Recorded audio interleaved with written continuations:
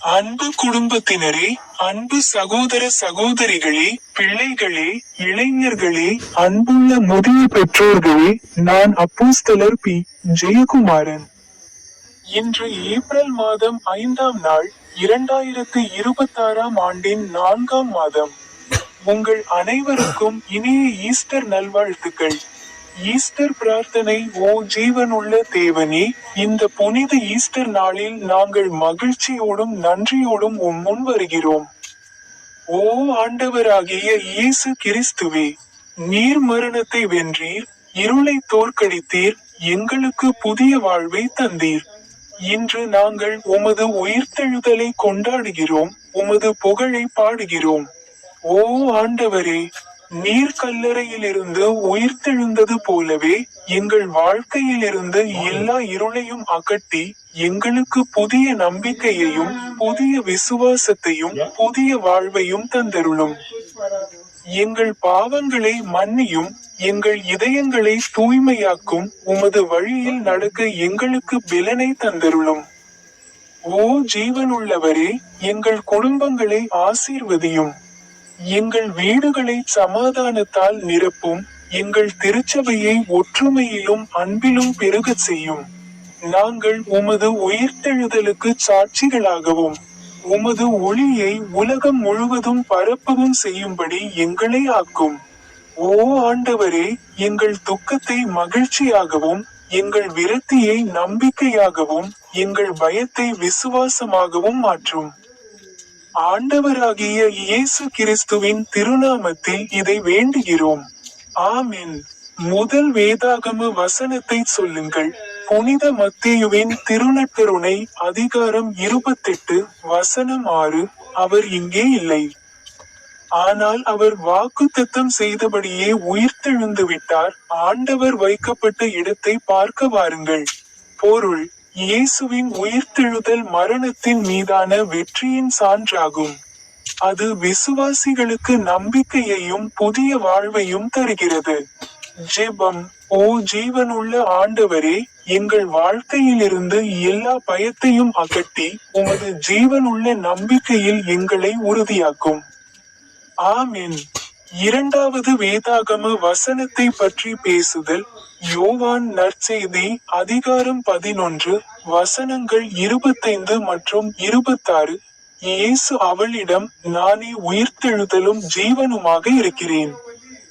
என்னில் விசுவாசம் வைக்கிறவன் மரித்தாலும் ஜீவிப்பான். என்னில் விசுவாசம் வைத்து ஜீவிக்கிறவன் ஒருபோதும் மரிக்க மாட்டான். இதை நீ விசுவாசிக்கிறாயா என்றார். பொருள்: இயேசுவே நித்திய ஜீவனுக்கு ஊற்று. அவரை விசுவாசிப்பதால் ஆவிக்குரிய மரணம் இல்லை. ஜெபம். ஆண்டவரே இயேசுவே, உமது ஜீவனில் நாங்கள் நிலைத்திருக்கும்படியான விசுவாசத்தை எங்களுக்கு தந்தருளும். எங்கள் ஆவிகளை உயிரோடிருக்கச் செய்யும். ஆமென். மூன்றாவது வேதாகம வசனத்தை பற்றி பேசுதல். முதல் பேதுரு அதிகாரம் 1 வசனம் 3. நம்முடைய ஆண்டவராகிய இயேசு கிறிஸ்துவின் பிதாவாகிய தேவனுக்கு ஸ்தோத்திரம். அவர் தமது மிகுந்த இரக்கத்தினால் இயேசு கிறிஸ்துவை மரித்தோரிலிருந்து எழுப்பி ஜீவனுள்ள நம்பிக்கைக்குள் நமக்கு மறுபிறப்பை கொடுத்திருக்கிறார். பொருள்: உயிர்த்தெழுதலின் மூலம் நாம் புதிய நம்பிக்கையையும் புதிய ஜீவனையும் பெறுகிறோம். இந்த நம்பிக்கை ஒருபோதும் தளர்வதில்லை. ஜெபம். இரக்கமுள்ள தேவனே, எங்கள் வாழ்க்கையை புதிய நம்பிக்கையால் நிரப்பும். மனமுறிவிலும் உம்மை நம்ப எங்களுக்கு கற்றுக்கொடும். ஆமென். கடைசி பைபிள் வசனத்தை சொல்லுங்கள். ஏசாயா அதிகாரம் 53 வசனங்கள் 5 மற்றும் 6. ஆனாலும் அவர் நம்முடைய மீறுதல்களுக்காக காயப்பட்டார், நம்முடைய அக்கிரமங்களுக்காக நொறுக்கப்பட்டார். நம்முடைய சமாதானத்திற்கான தண்டனை அவர் மேல் விழுந்தது. அவருடைய தழும்புகளால் நாம் குணமடைகிறோம். நாமோ ஆடுகளைப் போல வழிதவறி போனோம். நம்மில் ஒவ்வொருவரும் தன் வழியே திரும்பினோம்.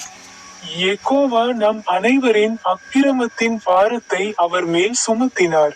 பொருள்: இயேசுவின் பாடுகளும் தியாகமும் நம்முடைய பாவங்களுக்காகவே இருந்தன.